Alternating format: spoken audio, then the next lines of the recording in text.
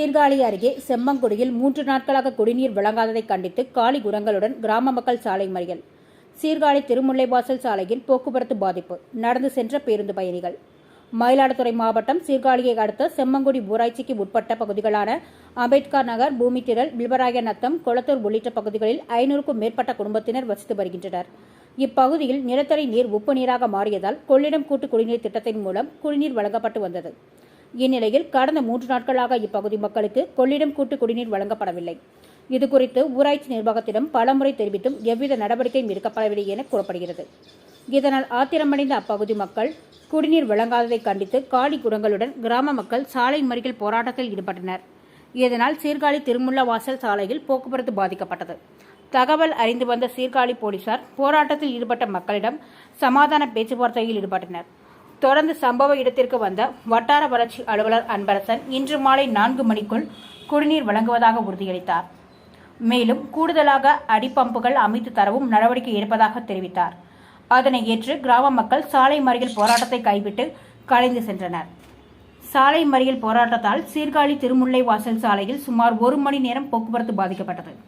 இதனால் பேருந்தில் பயணித்த பயணிகளும் இருபுறமும் நடந்து சென்றனர்.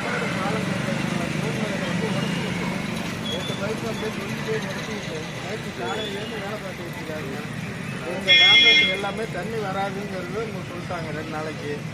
என்ன செய்யலாம்? ஊராட்சியில் கலக்காங்க. அப்புறம் நீ சொல்லி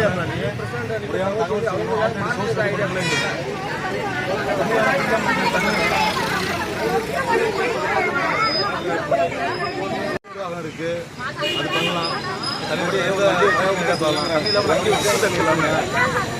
வண்டி வச்சா கொடுக்க சொல்லுங்க, அதே ஏற்பாடு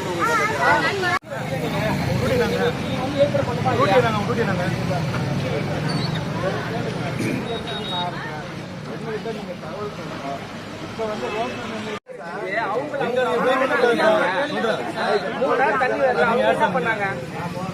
அதாவது நீங்க வந்து பே பண்ணக்கூடாது. நீங்க எதுவும் தெரியாது, தகவல் சொல்லி லோக்கல் பீப்புள் மேல நீங்க வந்து அழுத்தம் போடுங்க. அதாவது